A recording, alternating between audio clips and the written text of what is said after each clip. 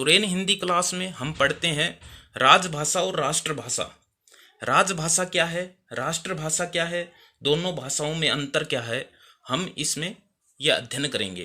राजभाषा संविधान द्वारा स्वीकृत सरकारी कामकाज की भाषा है, यानी प्रशासनिक कार्यों में जो इस भाषा का प्रयोग किया जाता है वो राजभाषा है। अर्थात किसी देश का सरकारी कामकाज जिस संवैधानिक रूप से मान्यता प्राप्त भाषा में किया जाता है वह उस देश की राजभाषा कहलाती है।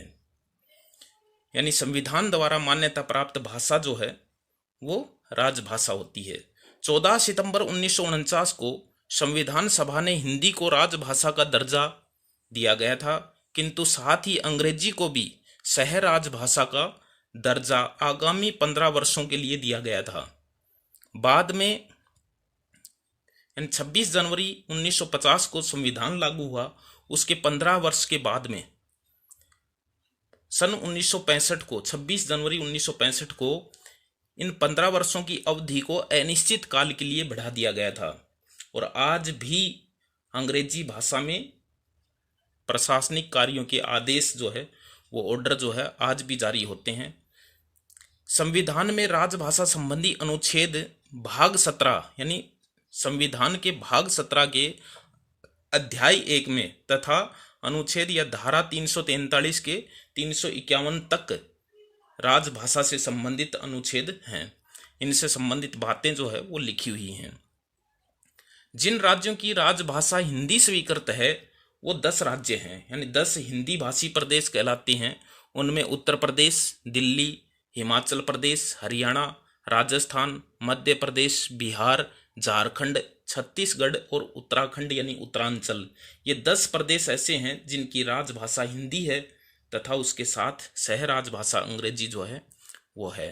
जिन राज्यों की राजभाषा प्रादेशिक भाषा है उनमें पंजाब में पंजाबी राजभाषा है, बंगाल में बंगला राजभाषा है, कर्नाटक में कन्नड़ राजभाषा है, आंध्र प्रदेश में तेलुगु उसकी प्रादेशिक भाषा है, वो राजभाषा का दर्जा प्राप्त उनको है। राष्ट्रभाषा क्या है?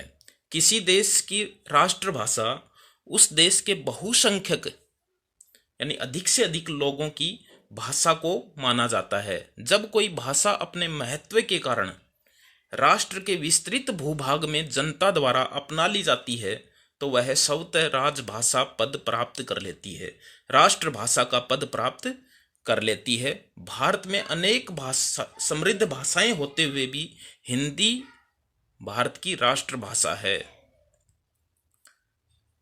राजभाषा और राष्ट्रभाषा में अंतर क्या है?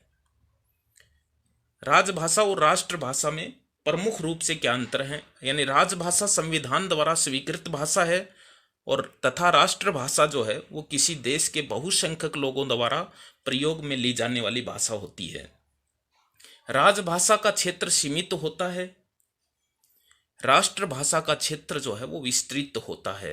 यानी राजभाषा का क्षेत्र सीमित होता है क्योंकि इसमें प्रशासनिक कार्यों में काम ली जाती है, प्रशासनिक राज्य की कार्यों में काम ली जाती है, तो इससे जुड़े हुए लोगों तक ही ये सीमित है।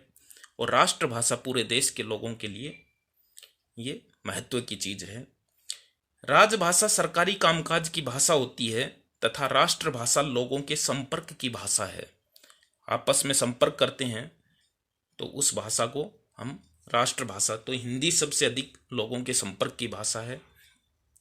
राजभाषा के प्रति जनता का सम्मान हो भी सकता है और नहीं भी हो सकता है, जबकि राष्ट्रभाषा से जनता की भावनाएं जुड़ी हुई हैं, उसका सम्मान उसके साथ जुड़ा हुआ होता है।